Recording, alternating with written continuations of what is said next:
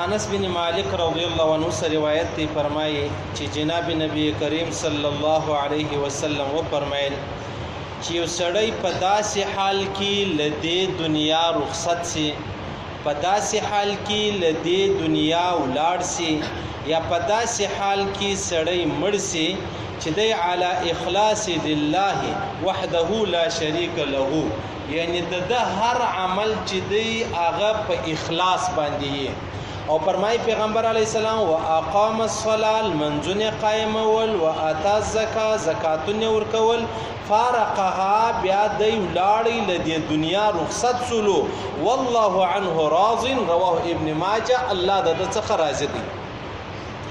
عزیزان خبره دادا مشتاسو عبادت الله کوو و سجده هم و الله تدا رکوع هم و الله تدا دالمنز هم و الله تدی. خو خبره دا د عزیزانو چې د بزرگانو د اولیاءو او زموږ په عبادت کې څه فرق دی.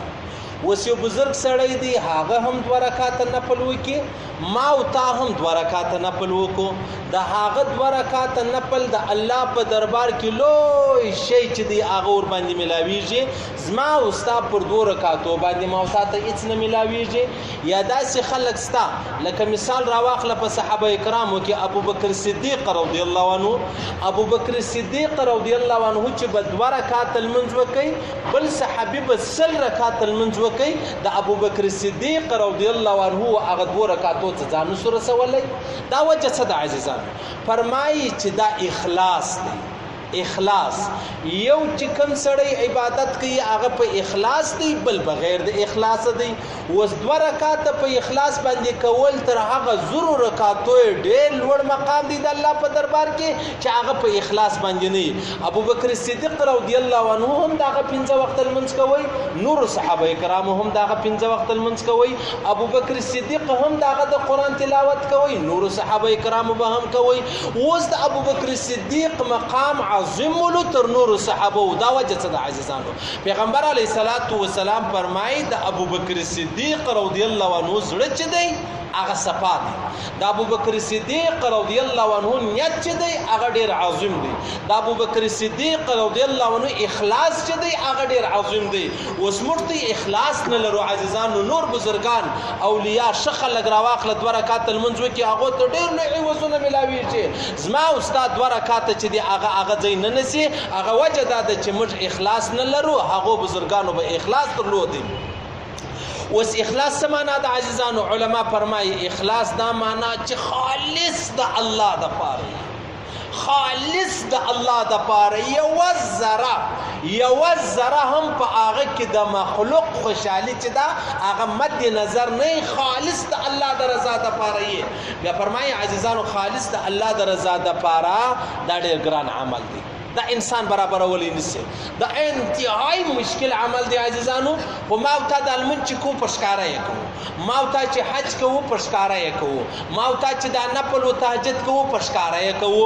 اوس په دې کې مخلوق هم دی، نفس هم دی، شیطان هم دی، ریا هم ده، دوکه هم ده، تکبر هم دی، لوی هم ده، دا ټول خبره سما او تا ځانونه بچاو یو د الله د پاره، دا ډېر مشکل کار دی، انتهای مشکل کار دی. نو په دې وجه باندې خالص د الله د رضا د پاره کار کول دا زموږ ته عملونه نه دي عزیزان. یعنی ما او تا دا خو معلومه خبره ده چې اوس ما تاسو څوک شته نه وکړي چې د چا زوی زه د خپل بابا نوم اخلم، ته د خپل بابا نوم اخلي. اوس په دا خبره کې عزیزانو چې دا زه د خپل اجي صاحب زوی یم، ته زه د خپل بابا زوی یم، یوه ذره مثقال ذرتین هم ما او تا په دې کې شک نه وینو، مثقال ذرتین هم ما او تا په دې خبره کې شک نه وینو چې یاره زه د خپل بابا زوی نه یم. نو دا معلومه خبره سوله چې دا د زړه د کومې ده دا خبره، شک نستا، شوبه نستا، ریا نستا، نم نستا، شهرت نستا، یو شی نستا، بس خالص دغه خبره ده چې زه د خپل بابا زوی یم. که د غومره ما او تا هره سجده د الله دپاره ولګوو، لکه ما او تا چې د خپل پلاروالي د زویوالي په مابین کې څومره صادق یو عزیزانو، که دغومره موږ د الله په باره کې صادقه سو بیا تر ما او تا مخلصین چې دي هغه نسته، تر ما او تا بیا نیکان چې دي هغه نسته. په دې وجه باندې عزیزانو چې دا خبره ما او تا کوو چې زه د خپل بابا زوی یم، په دې کې هېڅ شک و شبهه نسته. او چې دا ما او تا عبادت کوو، د پلار خبره جلا ده، د استاد خبره جلا ده، د شاګرد خبره جلا ده، د قریب خبره جلا ده، د همسایګانو خبره جلا ده، جانداری جلا ده. دا ټولې خبرې موږ ورواچوو، بیا راسو موږ عبادت وکړو، موږ د الله دپاره وکړو. موږ وایو موږ د الله دپاره وکړو. یا دا خبره نه ده عزیزانو.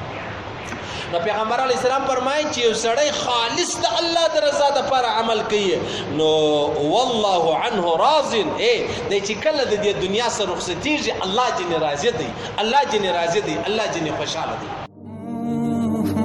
که غواړئ ځان د مهمو اسلامي معلوماتو څخه خبر کړئ، د الحاج مولوي نورالدین اغا په نوم فیسبوک پاڼه خوښه او له نورو سره یې شریکه کړئ.